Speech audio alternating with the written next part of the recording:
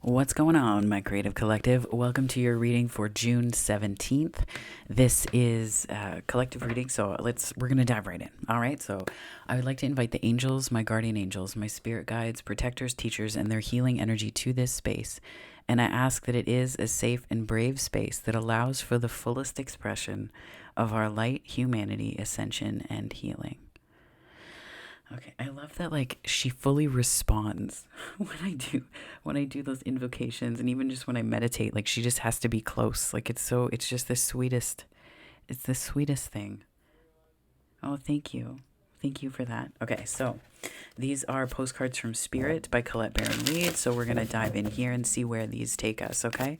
So, Spirit, what messages do you have for my daily creatives for June 17th, please? And thank you. June 17th, where are we going today, Spirit? What have you got for us? Light for my collective. Whoa, okay. All right, so this one says, "You are divine beauty." Oh, I really like that. You are divine beauty. Okay. Dear you, the simple yet powerful law of cause and effect means everything is in relationship. Every action on earth has a consequence. Well, there's no separation, right? Every action on earth has a consequence. And even in the spirit world, there's a consequence for every action taken on your behalf. Right now, you're facing conditions that were set in motion by past decisions. Consequences are coming into being in your favor. They will remind you that making good choices and listening to your intuition pay off. If some things are a little off and uncertain, know that whatever you are facing, you can step beyond it just by using your imagination and acting on that instead of reacting to what is being presented. Everything you think and do has far-reaching reverberations in the web of life. Move to higher ground and have faith that what goes around comes around. The universe is always self-correcting anyway. Isn't that amazing? How we adore you. Some divine timing in the wheel coming up here. Wowza. Okay, so let's see where this takes us today. I'm pretty excited. I'm kind of excited.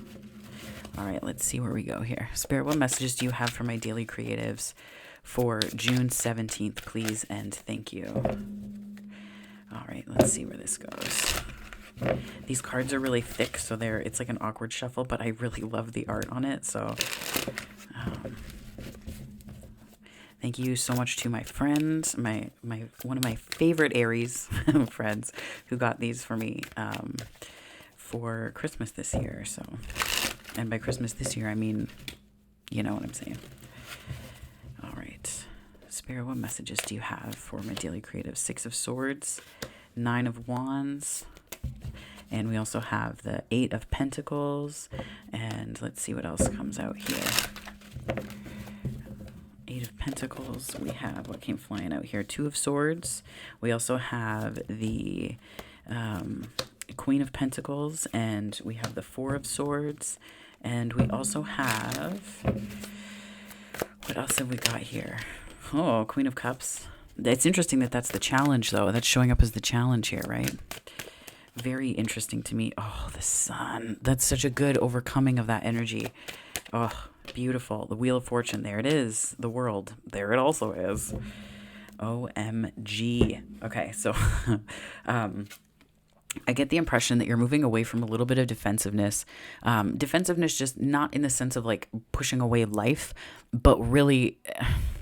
It's like there's ways of okay, so hold on. Thank you so much, Spirit. There's a few things coming in, and I'm trying to, okay.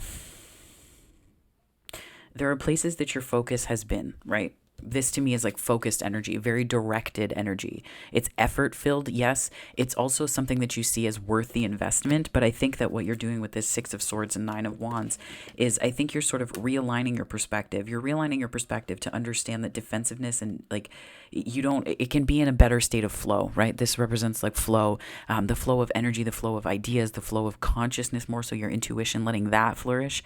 And I think that this 9 of Wands and 6 of Swords together tell me that there's something you're moving beyond. And I don't want to say like leaving something in the dust. I think it's more moving beyond because of the world and the wheel here. So it's like a healing energy. I don't think that you necessarily see it. I think this is a call. So this is could become a tower if it's not really addressed card.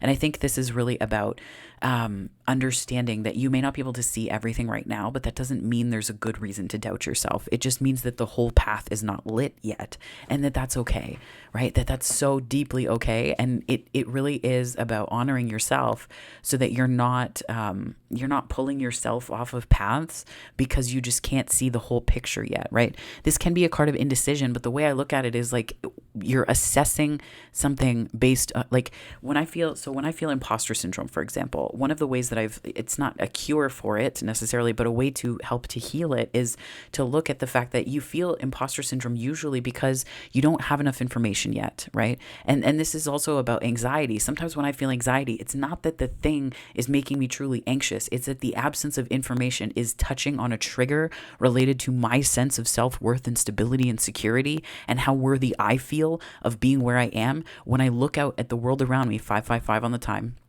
This is a big shift. I'm getting some kind of portal too, which could be like, I feel like June and Pride Month are massive portals. So take that for what you will. But I feel like this is, it's like when you look outside of yourself like that, you look for, it's like the ease, like to relief. That's the word. Oh my gosh. Thank you so much, Spirit. The relief from the feeling that you don't have all the answers. So how could you possibly be worth where you are? But the reality is that you're worth where you are, independent of, and very independent of having all the answers, because we are not born here to discover to unearth the answers all at once, right? We are here to learn, to grow, to evolve, to be curious, to fall, to trip, to stumble, to get back up, to bounce higher than we when we fell, to feel the rush of falling, to take leaps and understand that there's a rush and you're falling, but it doesn't mean it's I'm hearing Buzz Lightyear, you're falling with style, right? Like that's what you're here to do. You're here to kind of take that journey of freaking Buzz Lightyear where you're like, well, am I really, what am I? What am I really? It's this massive existential crisis. And then he's like, wait a second. And it's like this flip. Again, like I've said many times before, I'm pretty sure my guides are Pixar characters. Some of them at least. But, train's coming in. But this is to me really about moving past that sort of, it's like it's not forgetting who you are, but this is like journeying back to that place, right? And I think we can get a lot of meaning from the world around us. Like this is material world, right? We can get a lot of meaning from the material world, but I think that what you need to tend to right now is the world that you can't see, the immaterial, the stuff that is intangible, emotions, intuition. It's like even when I was even when I was super active in the church, I used to ask people, you say that you don't believe in intuition, and yet when you pray, who do you think is answering? What do you think is happening when you do that, right? So it's like we're engaging in all these energies regardless of who you are. So that's why while I don't participate in specific strict doctrines in the same way, I also see that we're all engaging in this energy in our own way, which is really beautiful to me. But I feel like that's like turning to that energy instead, turning not just to to generally speaking intuition. It's not just like that. It's about listening to your feelings and understanding that you might think of intuition as having a specific answer, but sometimes it's just a feeling. Sometimes it's just that inclination of like, oh, maybe I should look that up. And then doing it, but understanding that the intuition isn't the answer that comes from looking it up. The intuition is looking it up. And then when you do that, it might trigger something else later, right? It's understanding how subtle this information is. It's understanding how quiet this can be, because it's not going to come blaring in, right? This is almost like two different processes that kind of yield similar outcomes, but like this is more materially based and this is more internally, psychically, and emotionally based, right? So it's kind of like that to me. And this Queen of Pentacles is, I think, an energy of this giving you a real sense of stability. I don't want to say like existential crisis, because that sounds very dramatic. And like, I mean, I don't know. I just don't, I feel like that feels too dramatic. I almost feel though like this is this sense of stability, and it's in the protagonist position. So this to me is about you stepping into this power that you have innate to you, and it gives you a sense of stability where you're understanding, because this is, to me, this is like the integration of these two energies, right? The integration of the swords at the pentacles into the Queen of Pentacles, because it's clarity of what matters. It's clarity of values. It's clarity of things that are important to you. It's a clarity, right? It's a kind of clarity. And I feel like that is the energy that you're allowing yourself to step into, and it is allowing yourself to, right? And I think you need to remember that that's an allowing, because this is showing up in the antagonist position, which it typically means the healing card, right? The healing card. But I feel like this is also like allowing things to occur to you, right? It's allowing things to occur to you. And just to remember that it's not happening to you, it's happening for you, but you have to allow things as well, right? And resisting, like even with this channel, right? Like if there's only so much that you can do, and it's just like it's such a beautifully evolving path, but it's understanding that there's going to be shifts and twists and turns, and being okay with those, and not seeing them as like a fight, not seeing them as like a grr, but seeing them as like, okay, this is just where we're headed, and allowing the energy to flow through you, because then it just doesn't get all like, it's almost like it pardon the evocative word, but it's like it constipates your energy so that it just doesn't like, it doesn't flow and move, right? Like my lower body has been aching, like my legs and my muscles and things like that, because it's like the ligaments and tendons are kind of, I think they're elongating is the technicality of it, but it just, sitting in the car to get an oil change, I just felt like I just wanted to like wring them out just for the relief, right? But I feel like that's what we can do with our energy, is like, this is like the physical, I don't want to say manifestation of it, because it's just something that happens with tea, so it's not like indicative of much, but it's certainly evocative, right? Like we need to twist out and allow our energy to stretch, and allow our energy to feel the muscles soothe, the energetic muscles, the soothing stretch, right? That's where, and this is possibly also why the wheel is here, like that soothing stretch where you're like, oh, it's like, it's not even a pain, it's just relief, right? It's just a kind of relief. And I think you're giving that to yourself, but I just, the antagonist position of the Four of Swords, I think there's a call to allow. And how do you allow? You do shit that makes you joyful, that makes you happy, that puts you in a good state of mind. What is a good state of mind? Joy, ease, flow, gratitude, appreciation, right? It's stepping into that energy and understanding that you don't have to do anything. I was getting ready in the morning the other day, and the song, this is like really old school, but there was a song called, I don't remember the name of it, but it used to play at the beginning of Abraham Hicks like lectures and stuff like that, and it was by Francine Jerry, and it was just like that idea of like pat your cat and get happy, right? The songs are kind of cheesy, but they were fun. Like when I first started hearing them, I'm like, oh, somebody can like actually they just can make happy ass music. Great. Like I was so excited by this. It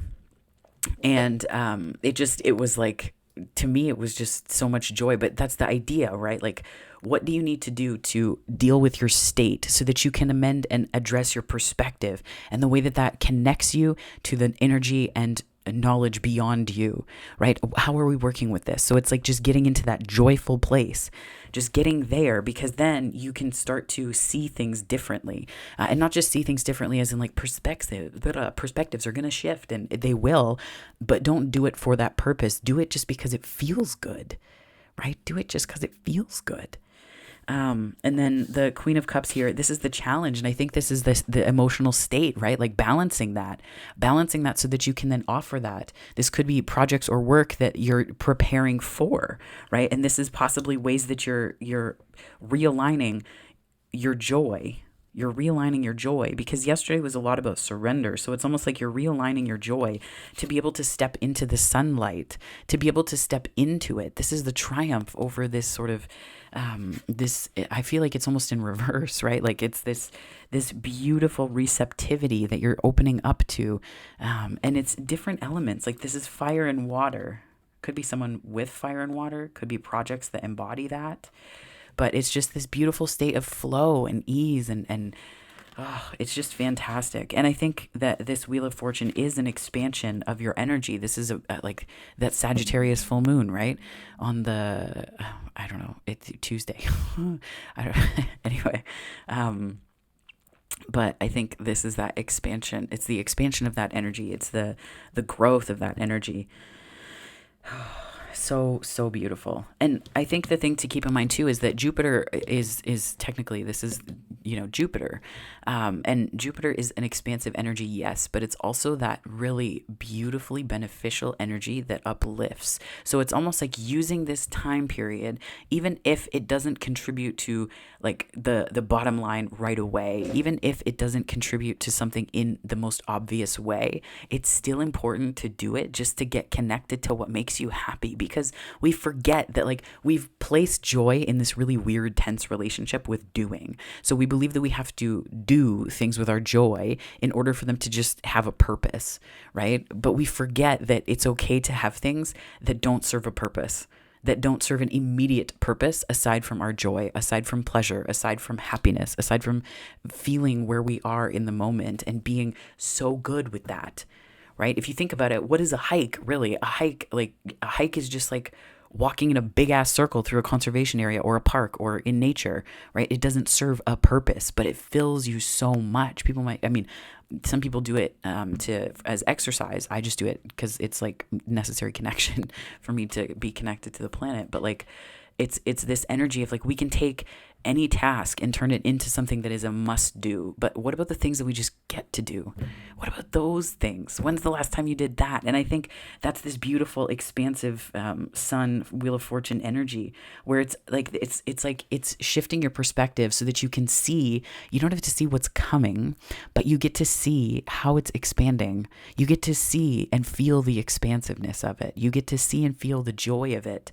And it attunes your attention in a completely different way. And that's, I think, this portal that you're kind of stepping through here. Very fixed sign energy, twice actually. So Aquarius, Leo, Taurus, and Scorpio could be signs that you're dealing with, or this could be placements in your chart that are particularly active. We also have Leo energy.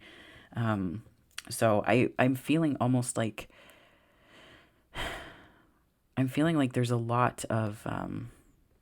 there's no judgment card yet, but I feel like this is part of the judgment, part of the justice card.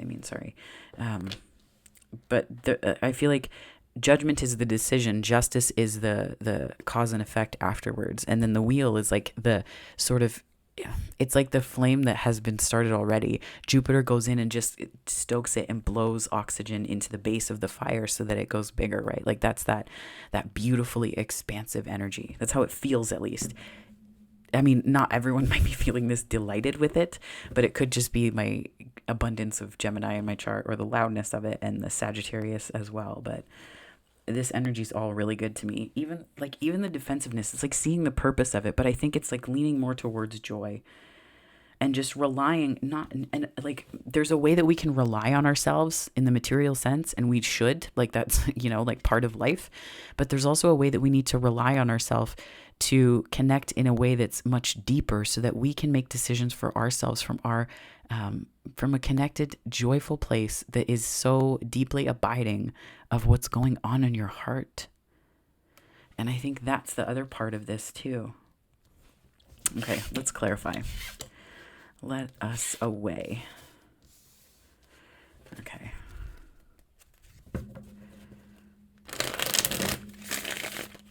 Spirit, what messages do you have for my daily creatives, please, for June 17th? June 17th energy.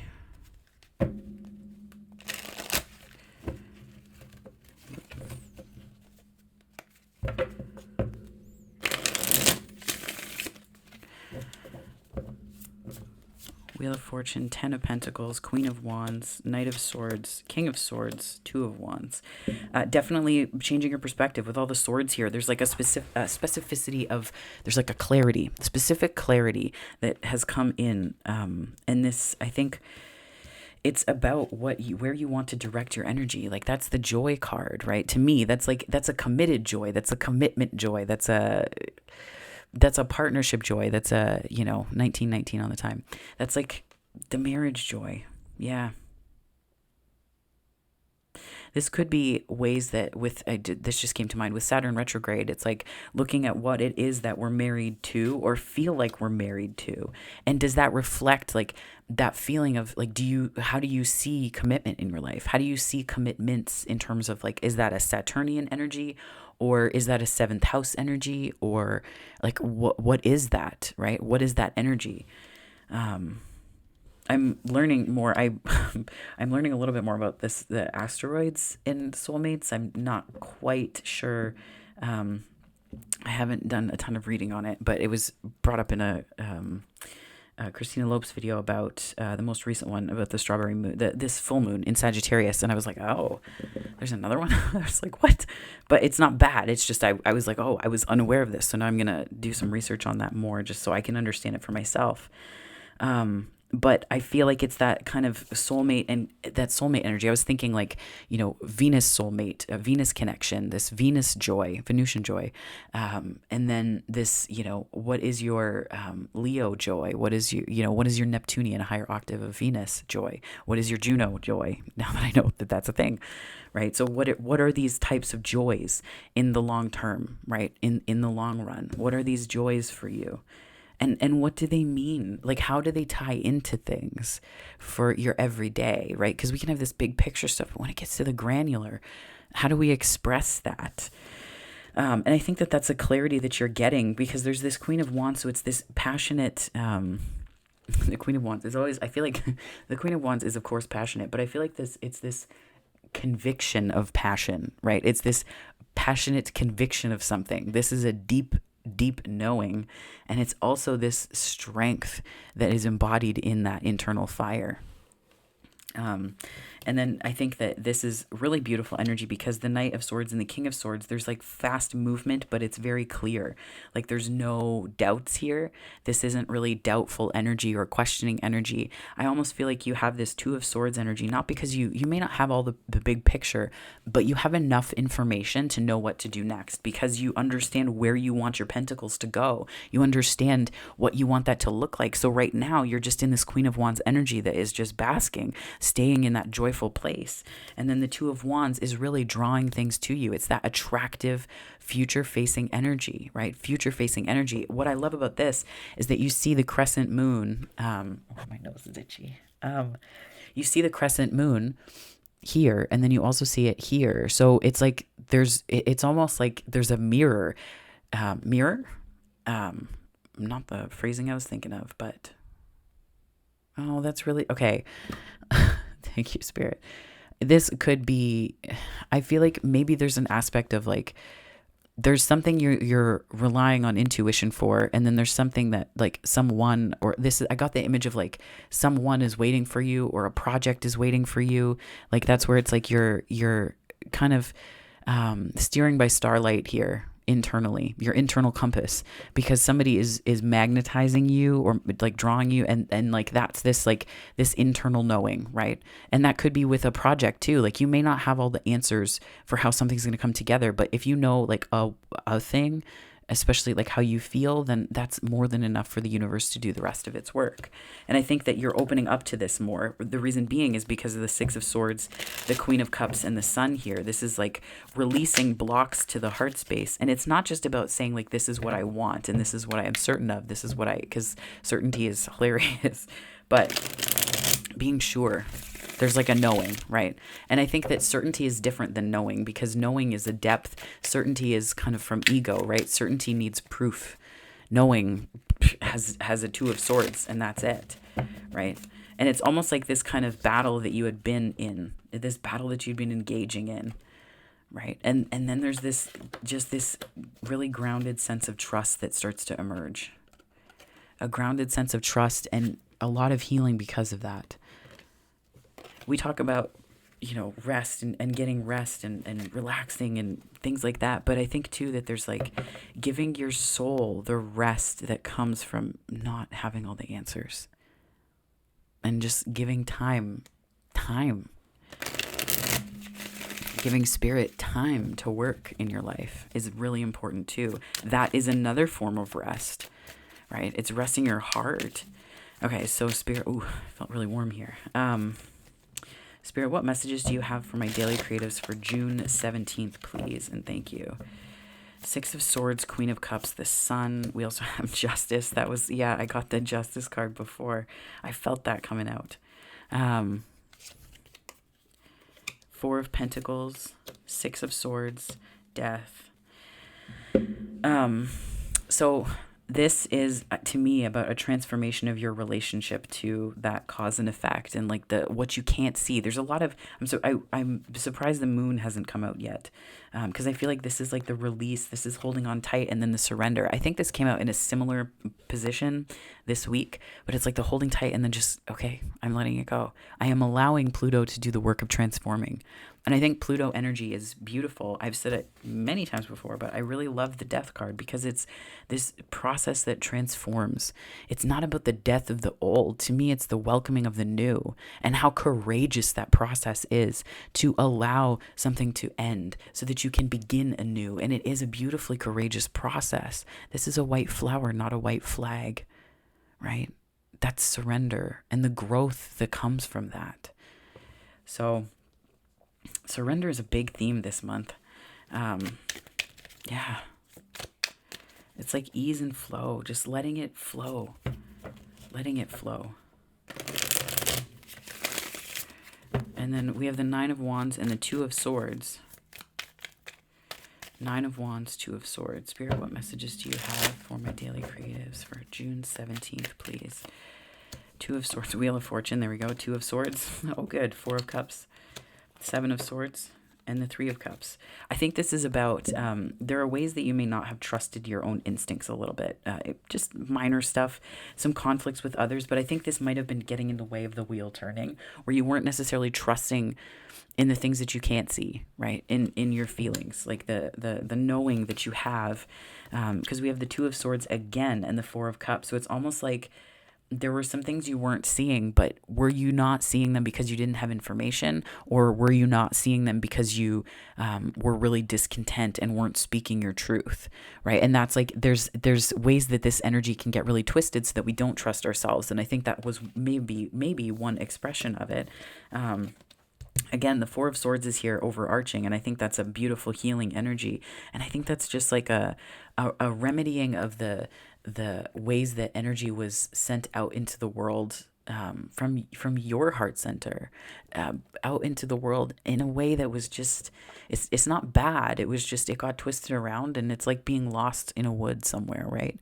It's like being lost. You're still you. You still have all the things to do with you. You're just a little bit off the path, right? And there are wayfinding things that you can use, and it's like seeing when you can't see, right? It's like that kind of thing when you're out in the woods. So Seven of Swords and Three of Cups, though, this is a little bit, I think, about feeling like maybe people were taking from you, or I'm almost getting, based on the art alone, that this is like performative friendships, like friendships that say one thing and then are actually doing another. Like they're saying they're this Three of Cups and they're actually doing a Seven of Swords. And I've been in energies like that where I've just had to let them go, and like it can suck because like, I've experienced it where people have lied about like who I am because they don't want to face or take accountability for the falling apart of a friendship. So it's much easier to say, well, you're this thing, especially when it gets into like denying your reality or making who you are and your own agency and your intelligence and your emotionality, the depth of your being is called into question because people can slap labels on you, and then other people believe them, but they don't come to you. So it's just this dynamic that can be really unhealthy. And the reason why I say that is just because like, I feel like there's a truth that someone took. There's a truth that someone took, or, and that's where I get this as being like, the swords are like stealing a truth or two. Like, and people can't take your truth from you, but they can take away your ability to tell your truth. And that's really what this comes across as. So it's like, while they were doing this like swan song, this beautiful dance, and, like flowery and showing so many things off to other people, it's like, this is the energy that it was actually embodying. And you saw this. So I feel like maybe that's where the Two of Swords showed up again here, because there were things that you saw that you couldn't see, but when you tried to articulate it to others, other people didn't believe you. Right. And that's horrible. Like that's been a theme for me and a big healing thing, about like the articulation of truths and people believing you when things happen to you, right? People believing you because they, like, why would you, like, you have no reason, and you have no reason to make stuff up. And then the other aspect of that too is that I've experienced this where your truth can be erased in a moment. It just a heartbeat, and it calls so much of your reality into question because it's just, there are those kind of splits in our lives.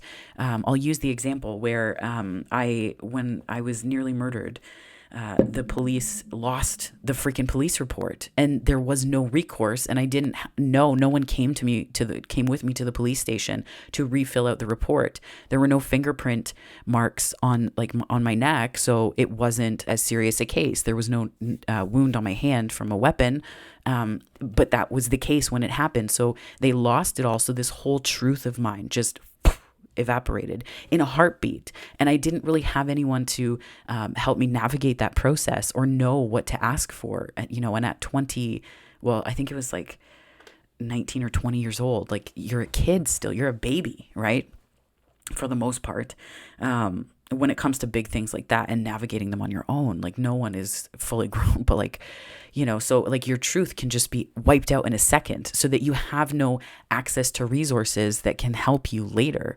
And then all it takes is for this, like, now this whole truth has been articulated in an official, like, archival way. So in an archive, that robs you of your truth.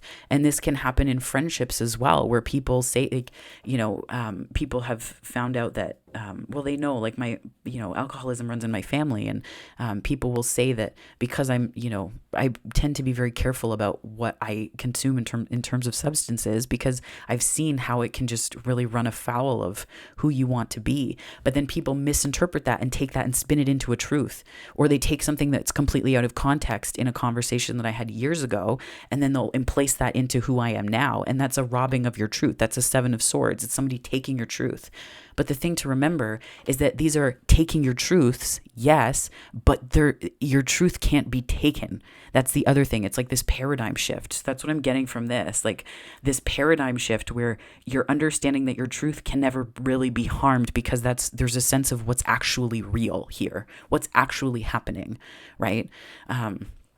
I experienced it as a kid, like some of the abuses going on behind closed doors. And then you go to school and you talk about it. And then, workers come to the house and there's like, you're made to be a liar because of course it's not happening. Right. So it's like that kind of thing, not to spill my own tea here, but just to say that there are big ways that when we believe that our truth must be validated by external sources in order for it to be true internally, we can really throw ourselves into this place of not trusting what's going on inside. And I think that this is also where we get into a place, and this is like part of codependence, right? Part of codependency, where we can get into looking to other people to validate our truth. But then it really just starts to burn us in the end, because we don't ever really learn to trust ourselves. And, to use a phrase that I heard the other day, but to forsake yourself, that's really what you end up doing, because you look for this truth outside of you, or to be validated, when it's okay that it's just happening within you, and that's who you are, that's what happened. So it's really cultivating this sense of internal validation and direction from a compass that comes from within you, that is in accord with your beautiful heart and the healing that's taking place in there, as opposed to looking to outside circumstances to validate things, right? It's I've had it, my Chiron is in Gemini, so I've had, I feel like that's part of my journey, is healing that, but it's also understanding that it's not in the 8th house, but 3333 on the time. It's not in the 8th house, but it's very much like a behind closed doors thing, right? So it's like understanding that your truth exists regardless of whether other people gaze upon it favorably or high five you for it or believe you. That you are articulating your truth, my lovelies, is fucking enough. Like, it is enough. That it exists in you makes it true. That it happened to you makes it true, right? You do not need to. And, I got into this habit when I was much younger. I don't bring these things up to say like, this is so negative and like to throw out all these vibes that are really low, because this is work that I've already worked through. These aren't things that are active and manifesting more. This is articulating it because I'm seeing it here. And I see this too in a lot of collective energies, right? We are struggling with truths. Who gets to speak on behalf of women's bodies? What? Right? Like in the States, the different ways that laws are, things are being legislated and rights are being legislated away from my communities. Those are truths. But are we any less true? Are we any less valid if if people outside of us don't see it? No. Sorry, she's bathing. Anyways, nope, don't do that one. Please don't do that on camera. Oh, no. Oh. She's testing my patience. Do you see this? Oh my gosh. I adore you though. Yes, I do. It's just not great ambiance. You're so sweet though. Yes, you are. So what I feel here is this, it's like we're seeing collectively that there's this articulation of truths. Like, who gets to tell your truth? Who gives a shit? If your truth is true for you, sorry for swearing so much in this, but like also, if your truth is true for you, you don't have to give power to anybody and ask them to say, please believe this about me, because then you end up wearing it outside of you and it like screws with your auric bodies, because you end up wearing your truth in your energy in a way that displaces the layers themselves, right? I really had to learn this, because it's how we can wear our truths, and that can be the loudest thing about us. That can be the loudest thing about us when we don't mean for it to be, right? And I know this is true of my Gemini, where I feel like I have to over articulate, and some people might say that's oversharing, but I also feel like neurotypicality and neurodivergence have a funny relationship to oversharing, because neurotypicality demands conformity where neurodivergence resists it. So when it comes to oversharing, I ask neurotypicality, have you considered whether your conceptualization of sharing is the one that needs amending? Or are you imposing a norm upon neurodivergent people, right? So it's just understanding those questions fundamentally. But this articulation of truths is really important here. This is a very significant aside. But I do feel like we're getting to that point of like, how much does it matter that people agree with your truth? And can your truth stand in the light of itself, and the way that it is emplaced within you, and the way that it is strengthened within you as the holder, beholder, and carrier of it, right? Can you hold that within yourself? And can that be enough for you? Can that be enough? Do you recognize that your truth is enough, right? So I feel like that was very like motivational talk. Oh my goodness. Thank you so much, Spirit. But yeah, Eight of Pentacles, Queen of Pentacles. Spirit, can you please clarify this for me? I love that she like crashes the reading with like bathing herself. I'm so unfazed by it. 3737 on the time. But now she's like asleep. Like she's like, yep, I'm done. My work is done. Done for the day. Okay. Strength. Yes, this is that. Yes. Oh my goodness. I wanted to like roar like the line on the card. This is about putting in the work here, and putting in the work, meaning just like doing the work to honor what's most important to you. And I think this is a way of honoring yourself. And this came across as more material reality as opposed to the Two of Swords, which is like the immaterial, the intangibles. So I think this is really about taking the sword energy and really being in your magician space and taking the truth and energy of your truth and translating it into a pentacle, which is like the finest form. You thought I was going to use another F word, didn't you? The finest form of alchemy there is. It's like we forget that we can transmute the suits of the freaking tarot in our lives in terms of skill sets and energies and awarenesses and perspectives. We can take these and transmute them. This isn't just limited to the magician card. This is who you are. This is who you are. So we have the Strength card, the Knight of Wands, Ace of Pentacles, Four of Swords, more healing, healing, healing. And then the Three of Wands, positive expectation. That's like, it's like not just like looking on the bright side of things, because I feel like that can be weaponized as well, right? Like just look on the bright side. Yes, do that, but also make sure that you're listening to your heart, that you're listening to what you're feeling.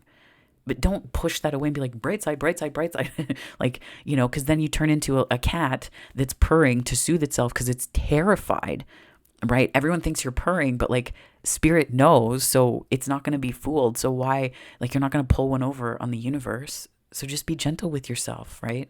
Be gentle and compassionate with yourself through that. Feel it all. Feel it all. And so we get into this Strength card and Knight of Wands. And I think this is really about the very passionate action, very passionate movement forward. But I feel like that's what happens when you integrate your truth. That's what happens when you get to a place of like, it doesn't matter who believes me. It doesn't matter who believes in what happened to me. It doesn't matter who believes that because it happened. It happened, right? It happened. And I think, too, that when it comes to things like the Me Too movement, which I experienced my own variation of that when I worked corporate, right? And, that person was let go because they did a whole bunch of things that were just atrocious. And people were upset at that. People were really upset. His coworkers were really mad because they felt that he didn't do anything wrong, but sending me pictures of his, genitals on my phone from his work phone. I don't know a world where that's okay, right? So there was a way that the truth could be articulated in a concrete manner, but not everyone gets that. Not everyone has that recourse. So they have to sit with this truth of feeling like they have to manage this energy and really work with the energy of it to heal. And that's so much of why, the Me Too movement and Time's Up were so powerful for women, because it was the articulation of truths that had been taken from them. And I feel like this is part of, I mentioned yesterday in yesterday's collective energy reading, that it's like these three base chakras are being healed in the collective. We are reassessing what safety and security and stability has meant. And you can believe that the imbalances in the collective throat chakra are being healed too. And that's what's happening, is this trickle effect up. It's this trickle effect upwards that's allowing the flow of truth. And that's what I'm picking up here too in this collective energy. And this isn't to say that there's going to be some massive upheaval or anything like that. But I think that we are seeing expressions of this in threads of like who gets to tell the truth, whose truth matters more, whose truth has been normatively constructed as the only one or the best one or the most prioritized one, regardless of whether it's in publishing or whether it's in policy or whether it's in government or whether it's in whatever. Right? And then we get into these, deconstructing it and looking at the gatekeepers of that, who holds the swords of truth and looks at other people's swords and assesses it. Like I use the term actuaries of community history in a paper when I was just popping into grad school. And I fall back on that often because I thought of it as the assessors of community truth and thriving. Who have we given that power to? And that's about where we have to call our power back, not just individually, but collectively. And I think this is really starting to happen here because we have the Ace of Pentacles, the Four of Swords, and the Three of Wands. So healing, healing, healing with the Four of Swords. And this is about, I think, letting go and allowing ourselves not just the benefit of the doubt, but the benefit of the joy. Right? Think about the phrase, I gave them the benefit of the doubt. Why would you give anyone the doubt? I gave them the benefit of the joy. I gave them the benefit of the truth. I gave them the benefit of not having to over-explain themselves. I gave them the benefit of trusting that they are who they say they are. Right? It's that kind of energy where it seems like semantics, but sometimes it can illuminate more.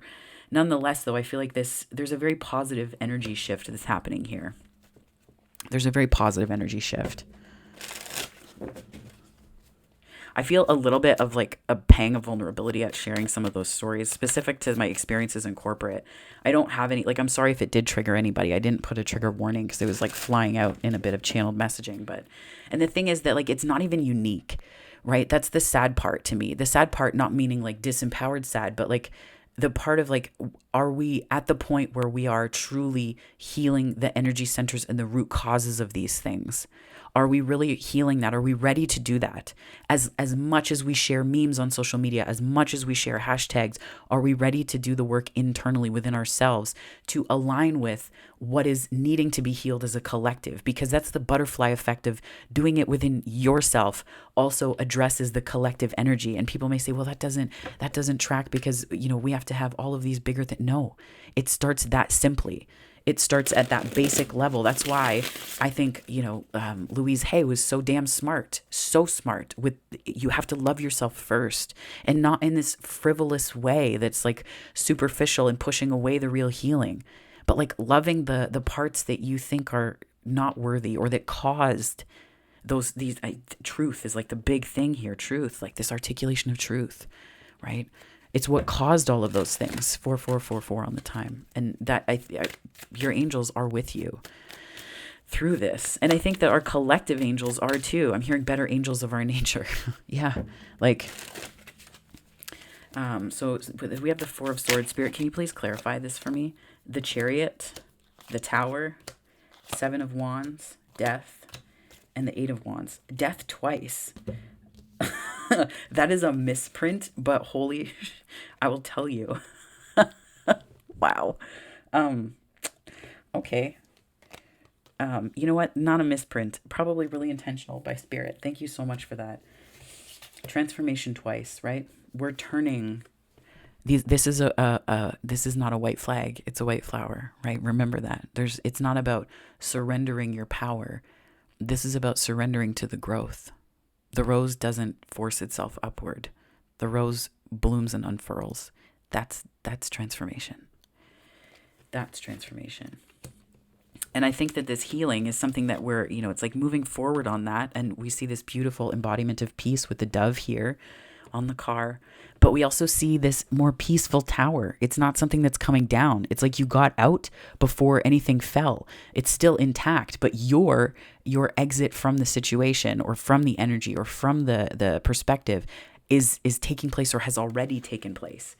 So that's some beautifully healing energy too. I feel like this isn't like a shock and awe thing. It really isn't. I feel like this is the Seven of Wands here to me is like advocating for yourself and knowing, having a knowing about your truth. And that's the just transformative energy here that is not, it's just you're unfurling. You're unfurling in this beautiful energy. And I feel like the Eight of Wands is a card of messages. It's a card of movement, as is the Chariot. But I feel like they're different aspects of it, right? This is messages that you can put out into the world. This is kind of a light that you're radiating. The Chariot is more, major arcana. And to me, that's like themes of moving through things that could have been a tower, but you moved through it with such grace and beauty that the tower didn't even fall. The tower didn't even fall. Because you just got out, and not got out as in like left a situation. Sometimes it's just the subtle recognition that your truth is true, whether or not people believe in it, whether or not people believe in you, right? That's why the hashtag I believe you was so powerful in 2016, not just for me, but for so many other people, because for so long, who we were was not even enough. What we experienced was not enough. Can you reality as we had been experiencing it in the tangible of it was insufficient. What? So it's like we're correcting that energetically. And I feel like that's where we've started we're shifting to. We're moving to this place of deep healing collectively because we're seeing the ways that, this is about being seen and validated and heard, right? So this is about, do people see you? Do people see you? And I feel like collectively, these are the themes that are coming up where we're able to say, I really see you. I'm able to see you and validate that and validate you and to allow you to be held and free at the same time, to use a quote from Abby, from Glennon Doyle's book about her relationship with Abby, right? Held and free, to be seen and held and loved and believed, right? So I think that's beautiful energy that's emerging here. And it is allowing a propulsion forward.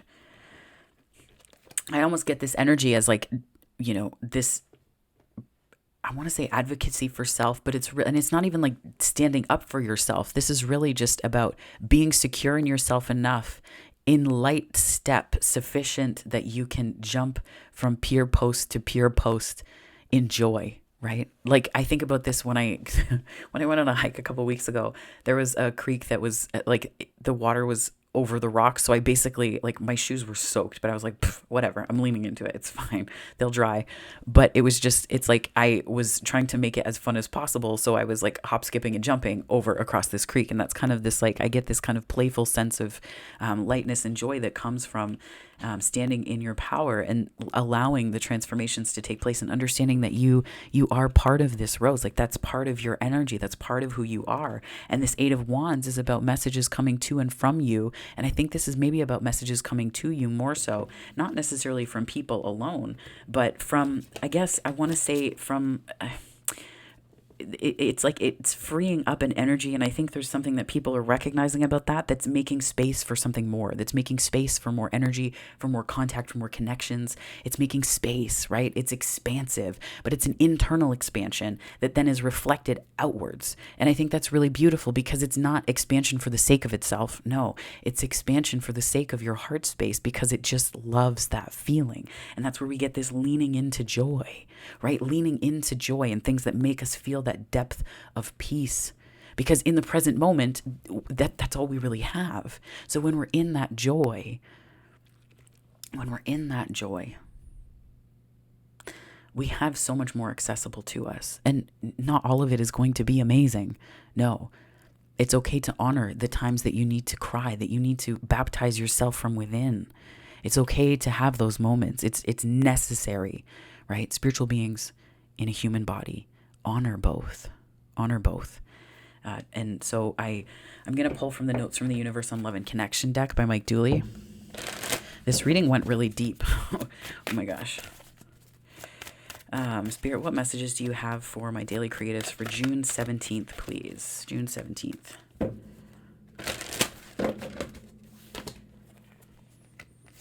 Love in spite of it all.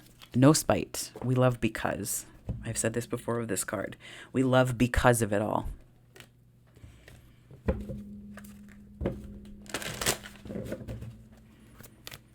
Spirit, what messages do you have for my daily creatives for June 17th, please? June 17th.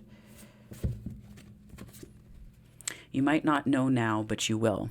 Two of Swords. Sorry, I almost snorted on camera. Yikes. Oh my gosh. Spirit, what messages do you have for my daily creatives, please, for June 17th to close out this beautiful reading? Thank you so much.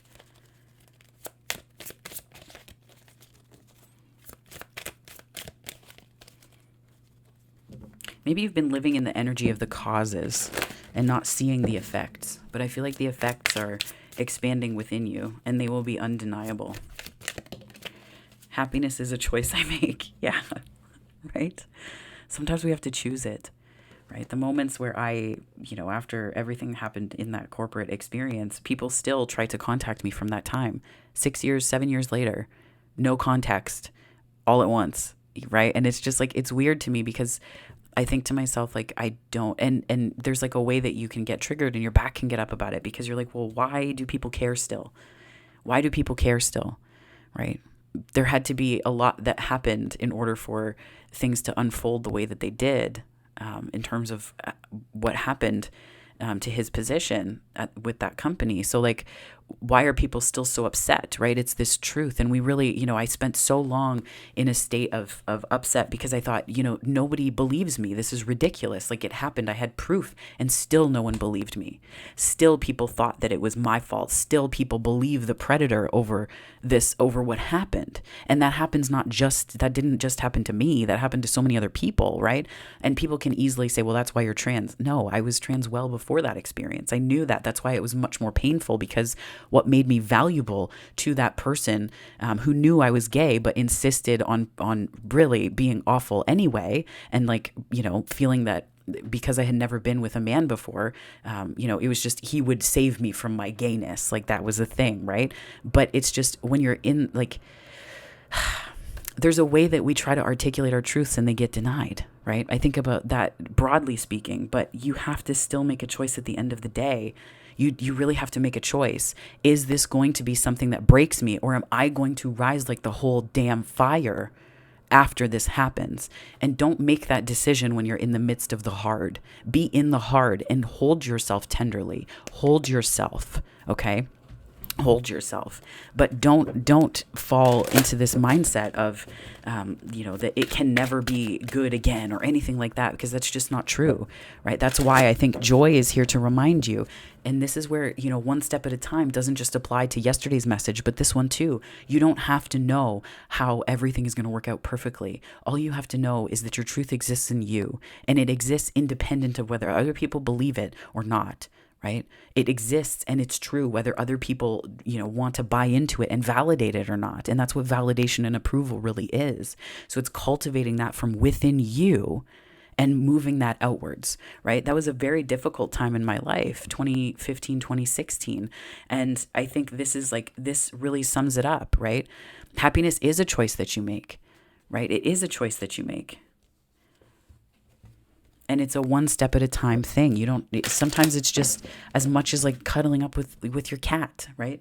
Snuggling up with your fur baby, or taking a walk by the water, or going on a hike, or being in nature surrounded by beauty that exists in nature, but that also by virtue of the quantum field that we exist in also exists in you. The same stuff that makes up the things that leave you in awe exists in you. And that's part of the one step at a time process.